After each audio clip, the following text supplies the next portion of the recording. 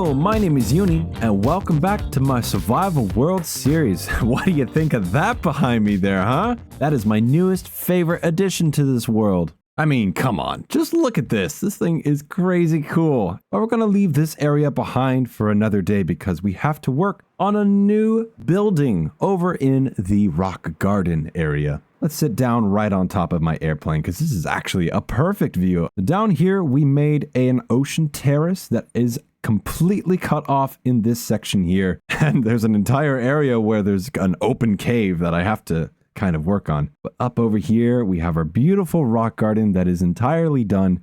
Steps all the way down into the entrance to our little tea temple. But I want to build something even bigger, something taller, something that stands out amongst all the other buildings around us. And if you notice, I have an outline at the bottom here. And this thing is equilateral on all sides because I want to be building a giant tower. You know, something that the planes would have to dodge as they try to land on the landing strip over here. Oh boy, okay, I need to go sleep. I keep forgetting every time. I think I've probably been out and about for too long on this world. Now this area in particular happens to be one of the most barren places I have on the world so far in terms of, you know, like a background or a scenery. If I look this way, you can see my bridge, my tavern, the airport, the cypress trees, and of course all of the rock garden and temple we've already built. But over here, it's just completely barren. So we're going to be working on this place in the far future to make it look a little nicer. We even have to kind of fill in underneath here in order to make this place at least look a bit realistic. But I think it's time we start working on the tower itself because I am so happy with how it turned out in my creative world that I think you guys are gonna love it too. Well, let's build it.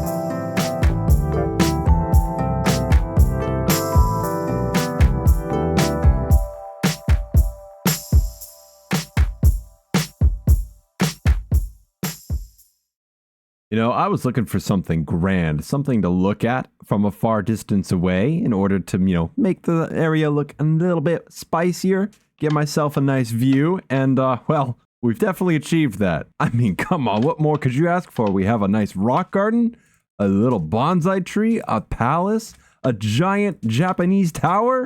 Not to mention, this thing looks amazing from far away. We'll talk about the little details here up close, but one of them has to be viewed from far away. If you just look over here, you can see that the stones have a little bit of a shadow being cast on all the sides. So every single angle that you view this thing from, you'll notice that there is more of a brighter edge to this side and then a darker edge to this side. And obviously you can see up close, we have the diorite used to make that darker, and then the pale oak to make it lighter. And I think the effect just makes it really pop out when you're really far away. But up close, it's a lot more obvious that this is 3 different blocks going on. And it's very simple. You just got to find a color palette that you want to go with, and then find 3, 4, maybe even 5 blocks and just kind of shade them up a little bit. I know there are people who do way crazier things with their builds with the shading and whatnot, but this, for me, is a good start. Now this tower was inspired by Japanese mansions. I wanted to make something that had an intricate roof design, and this thing has so many variations within the awnings and the eaves and everything around it. There is a little platform here on either side, and it's mirrored so that the east and west and the south and north sides are all the same. And so this is completely different to this, but this is mirrored to that side. So all these different layers have all sorts of cool, unique features to them. But let me know what you think of the tower. I'm super proud of this thing. And if you're ever curious on how these roofs are made, it's just a bunch of slabs and stairs, mostly slabs, but here and there, I've hidden in the stairs throughout the area, and the slabs are just kind of protruding out of the stairs to create this layer effect. Now, currently, I only have one way to get into this place, and that is through the dock, which, by the way, is completely floating over water. That, like I said earlier, is going to get fixed once we fill in this area.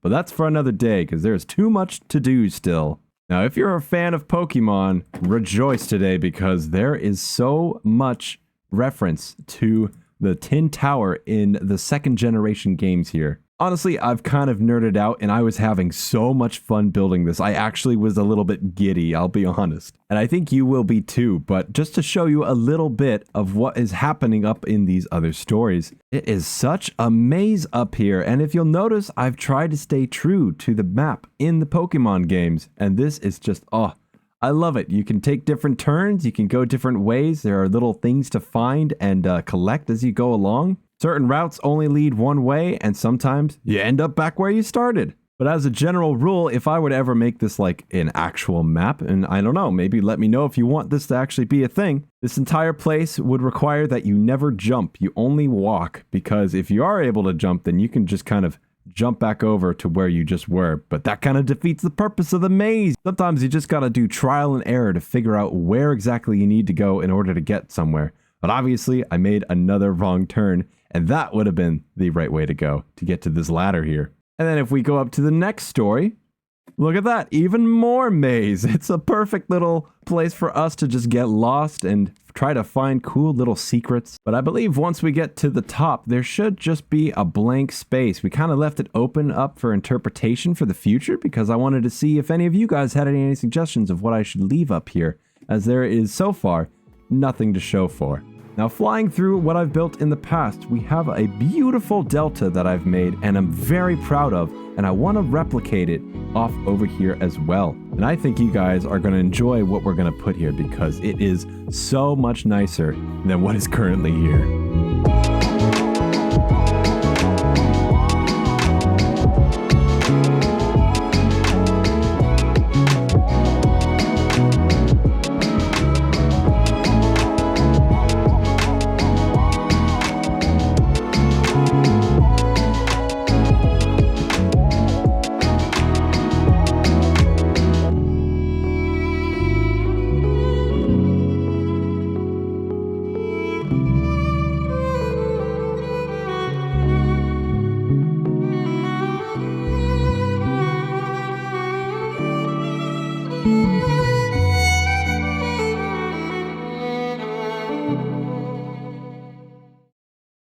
We've done it.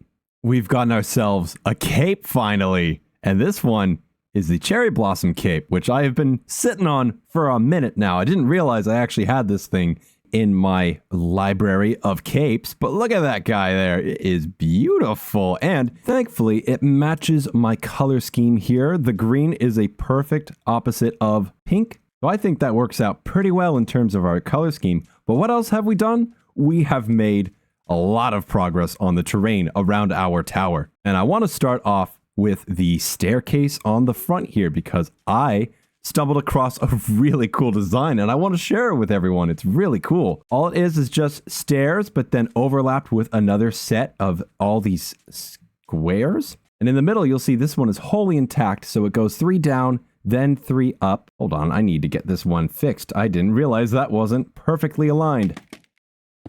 Okay. Now I think we're good. Oh, perfect. That is beautiful. So now we have 3 going up this way, 3 going that way, 4 across here, and oh my goodness, I have another one to fix. You know, the things you see when you step away, it really makes a big difference. And now I think we're good. So it goes 3 up this way. We got a circle, 3 back down. Let's make this one a circle as well.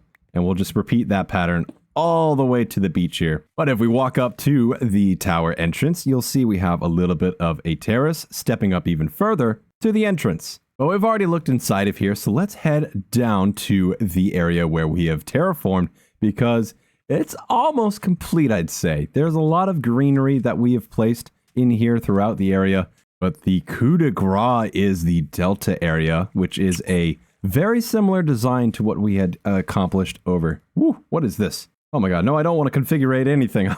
I just want to zoom into my other delta biome, which is behind a sand dune. Great, Uni, that is perfect. You really know how to find the perfect line of sight for things being just entirely in your way, of course. But let's speak about this for a second. All right, so first off, we'll talk a little bit about the sea cave because I kind of don't like it. It's a little too cylindrical on the inside, spherical, if you may. I want to create like a cave in here. This is a little bit too perfect, so I'm gonna make it so that there is like a bunch of material at the bottom that's fallen from the roof, and then this has been carved out, maybe a little less so. I don't know, it seems like someone inflated a balloon, threw a bunch of stuff on top of it, and then let that solidify, pop the balloon, and then that was what was left over. I kind of feel like this needs a bit more work, so we're gonna get on that in a second, but let's talk about this. This mud is a new idea I had, and what it represents is all the material coming off of the ocean terrace that doesn't quite make the cut for the river. Now, of course, all these stones have been tossed down, and then as you get out towards the ocean, you can see the grain size decreases, but in the bottom of the river, it stays similar and then decreases later on until it spills out into the ocean, which is my effort to kind of closely follow a real life scenario of classed separation in a fluvial system. But all you need to know is bigger rocks, harder to move. Little rocks, easier to move by water. So that's all you really need to think about. And I think that creates a more realistic river or creek system within your world. So let's take a nice look from the top of our airplane once again. We've probably been up here at least 4 times now already. But yeah, that is beautiful right there. I am loving this. We're going to do a little bit of that cave work in a second, but let's check out the other side from this sand dune actually. I haven't really checked this view out in a second. All of this is pretty much the same as what was over there, but a little less bare, no fluvial system because there is no creek running through here. And the other thing we need to tackle is our bridge. We don't quite reach all the way to the sand over here. So we're going to do a little bit of work to get this bridge connected all the way from where we were working over to the side of the town. Good progress. That's what's being made right now. We've got a whole nother part to this bridge and I've almost completed it. Had to do a lot of work to get more of these copper trap doors oxidized because my god, there is so much time that goes by when waiting for these things. In fact, so much so, I figured out I have to kind of take care of a little extra thing that I didn't expect. Whoopsies. And that's the fact that I just need to build a retaining wall at this point. I've carved into the side of this mountain and now I need to support it from the base so that nothing slides down. Yes, even if it's more work, I still want to do it because I like to make this place feel like the real world. It's my little escape from the real world, but at the same time, I like the real world. Well, more specifically, I like the things that are built in the real world. And so that's what we're going to do. We're going to make a retaining wall here after I just finish this up real fast because I need to make sure that at least I get one thing done after the other.